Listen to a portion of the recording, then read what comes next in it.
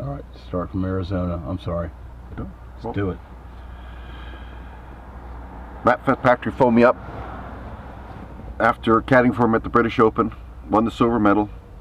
He said, I'd love you to caddy for me at the Masters this year. Okay, no problem. Got the beautiful old 1990 Cadillac DeVille, and I thought I might be able to get one last trip out of her. So I left 10 days in advance, and I made a great trip across America, and thought this will be just the perfect way, and I'll have the car in Augusta, and it'll be great.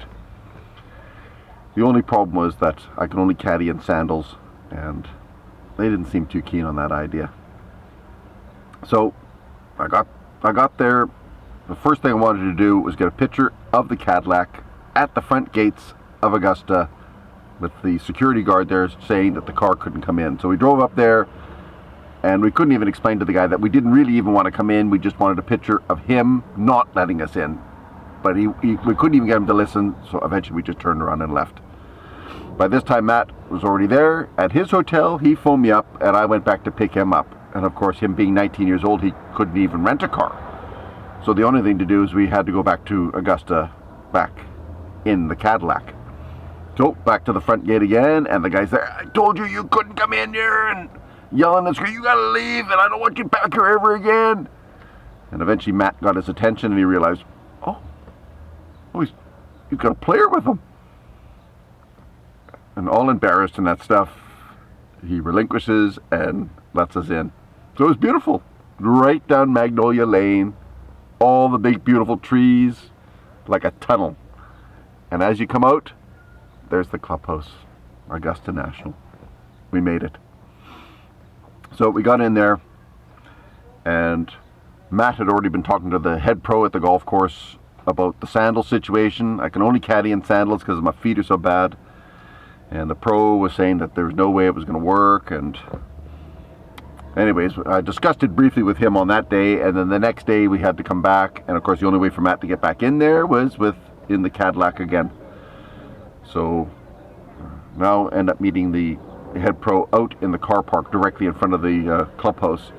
And I explained to him that I did actually go buy a pair of trainers, but that it didn't matter because I wasn't going to be able to use them anyhow.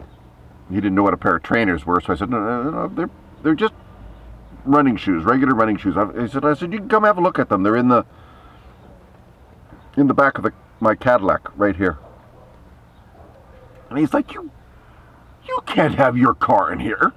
You can't bring your car in here.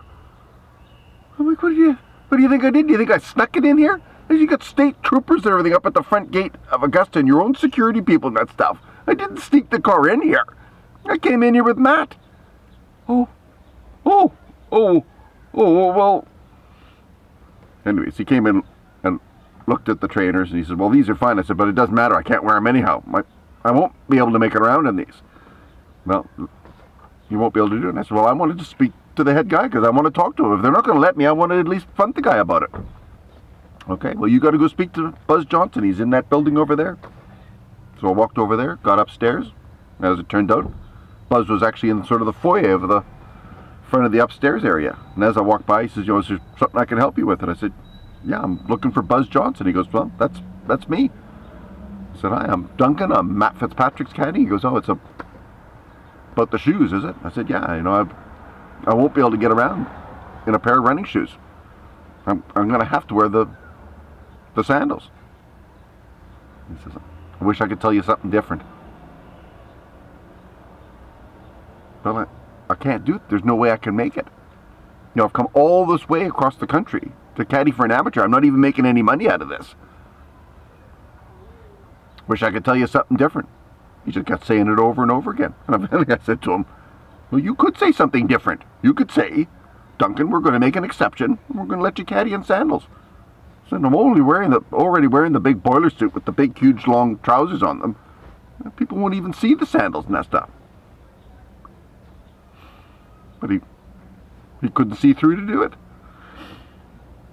So I said to him, I've caddied in British Opens and US Opens and PGAs and stuff. I said, nothing ever happened in those tournaments because there was one guy out there caddying in sandals. No, he wouldn't even speak to me anymore. I said, what do you think would happen? Like, do you think everything's going to fall apart? Won't even speak to me. So finally I said, I think it's just cowardice that you can't see this situation for what it is and make some sort of change. Just stood there and stared at me. So I said, I have to tell you, straight to your face, you and all the people at this place, you're just pathetic. And with this, I left.